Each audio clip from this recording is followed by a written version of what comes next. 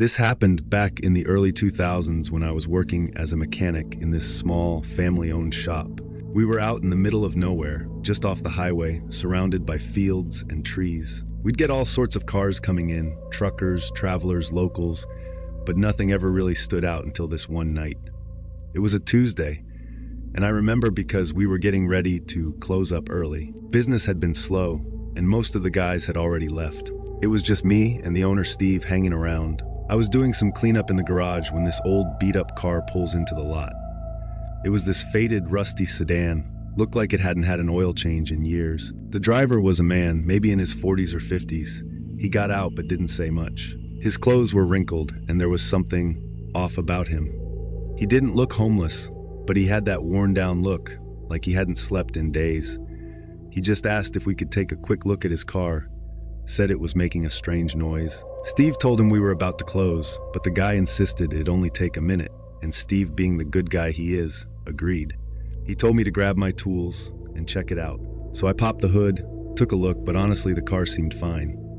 The engine was old, but nothing was out of place. That's when I asked him to start it up so I could listen. As soon as the engine turned over, this weird noise started, a sort of knocking sound, coming from the back of the car.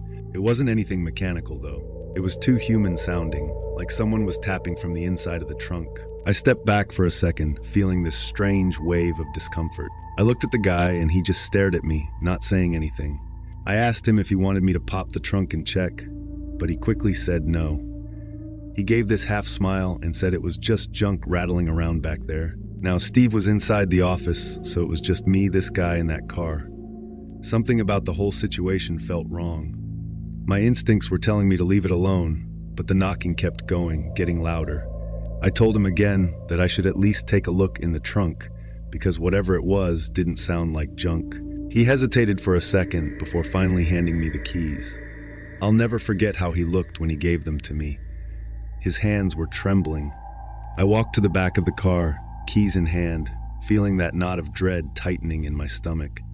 The closer I got, the louder the knocking became. I could feel the hairs on my arms standing up. I slid the key into the trunk lock, turned it, and heard the click. As I lifted it open, my heart sank. Inside the trunk, curled up, was a woman. She was bound and gagged, eyes wide, terrified. She was barely alive, and she'd been knocking, trying to get out. Before I could react, I heard footsteps behind me. The guy was running. He bolted to the other side of the lot, jumped into another car that had been parked further back, and sped off before I even had a chance to process what had just happened. We called the cops, of course, and they came out right away. The woman was in shock, but she survived.